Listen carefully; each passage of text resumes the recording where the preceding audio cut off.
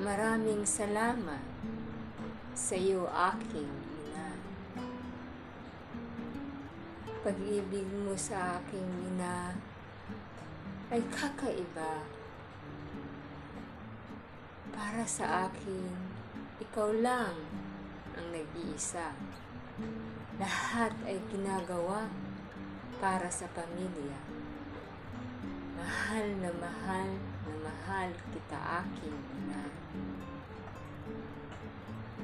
Pag-ibig mo'y walang kapantay. Pag-ibig mo'y totoo at tunay. Mga sakripisyo at paghihirap ay di mo na inalintana.